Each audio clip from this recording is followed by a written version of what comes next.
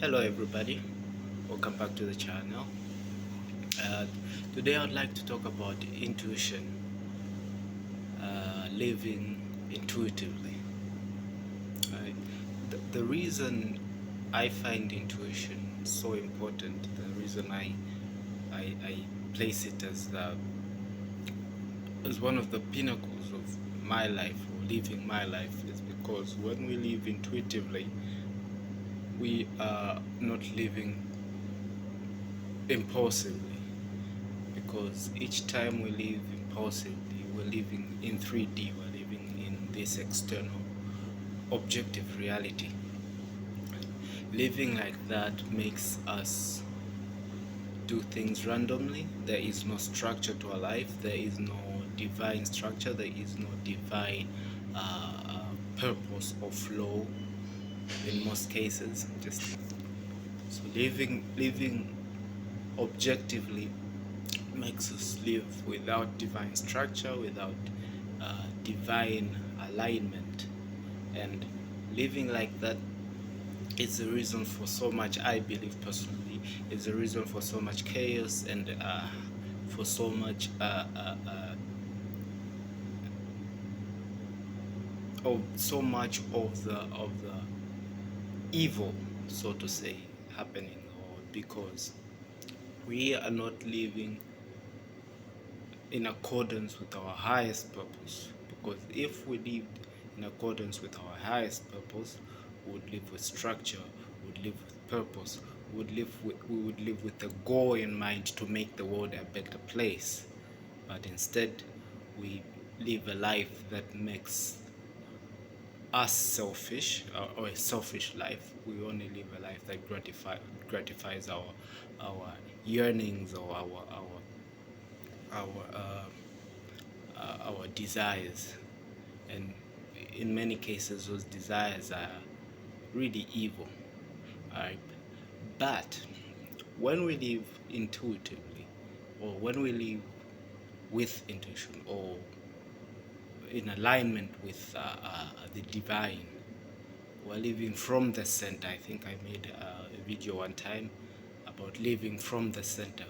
When we live from the center, we're not living according to impulse. We're not living according to the impulse in our caused by our surrounding. We're not susceptible to any surrounding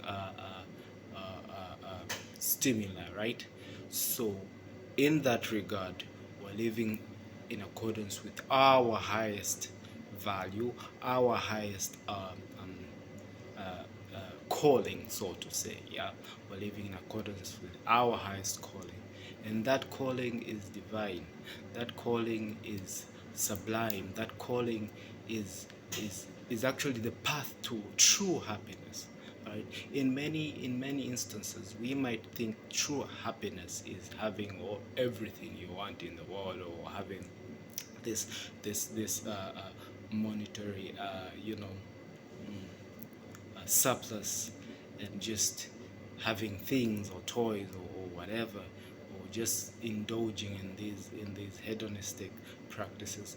But those leave us even more empty, because the thing with that is that we are living according to impulse, like I say, and impulse must always be stimulated. Yeah, impulse must always be excited. All right, and because we're living out of just excitement, all we're doing is just gratifying the flesh, as the scriptures would usually put it. Right, and that is never enough, because the flesh will never have enough. It will always keep on wanting more and more and more and more, right? Until we destroy ourselves, until we destroy our lives. But when we live intuitively, when we live in accordance with the divine flow, what happens is that we're living according to structure, according to the birthright of the Son, or of the child of God. Right? We're living in that alignment.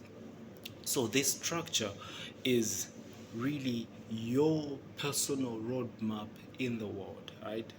Because many people find themselves in a situation where they do not know what to do, right? They do not really know what to do. They are at a place in their lives where they're just lost, right? Now, what would cause someone to be lost? In a very practical sense, when you're trying to be somewhere, or when you're trying to discover something, or when you're trying to go somewhere, uh, in history, they would use maps, yeah. And when that map is lost, in any sense, or it stands to reason, you're lost. You won't even know how to go back to where you began, right? You won't know where to go forward. You won't know where to go backwards, right? So that's the point I'm trying to bring forth. When we're living life without this intuitive sense, we become lost because we're living according to impulse, and impulse will make us lose ourselves, because we see that, we'll see something there, and we'll try to follow it, and from there we'll see something else, and then something else, and then something else, and before you know it, you're miles away from where you began in space, and and years away from where you began in time, and you're thinking, I have lost my life, I have wasted my time, because you're not living in accordance with the highest value of who you are from within. Our roadmap is within. It is not out there. It is not with someone out there. It is not for someone out there to tell you how to live your life. It is within. It is an intuitive, uh, uh, an intuitive prompting, so to say, right?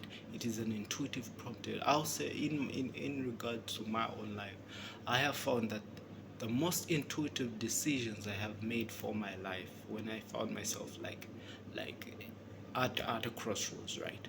The most intuitive decisions I made were the best decisions ever, because I was living in accordance to my highest value, my highest uh, um, image, right?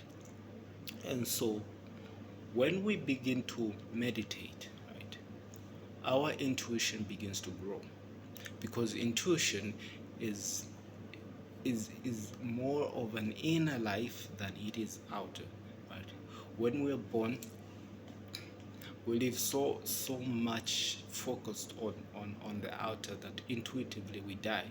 So we have to come back to that intuitive part of ourselves, right? So meditation is the one and single most thing you can use to become more intuitive, right? Because as you become more meditative in your life, you become kind of deaf to this outer reality. Right? Not that you do not pay attention to what's happening around you. Not that you always daydreaming. No, not that you're always in your head. No, not quite. It's more of a balance, right? A balance of what's happening outer in your outer life and in your inner life, and that's the balance you want to sustain. That's the balance you want to bring forth in your life. Because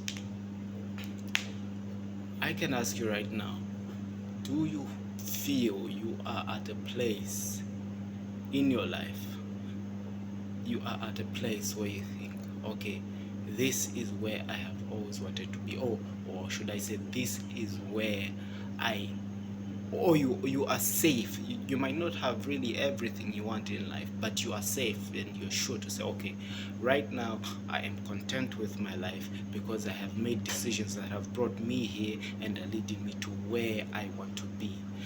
Can you really say you are at such a place? Or are you one of those people that can say, I do not know how I am where I am. I do not know how I ended up where I am. It was like I was asleep, and then all of a sudden I woke up and I am here.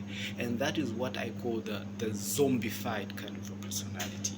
Right? Someone is zombified, they're just going through life. They do not know what they're doing. They do not know where they're going. They're just living. They're just existing, and that is because they're not living according to the high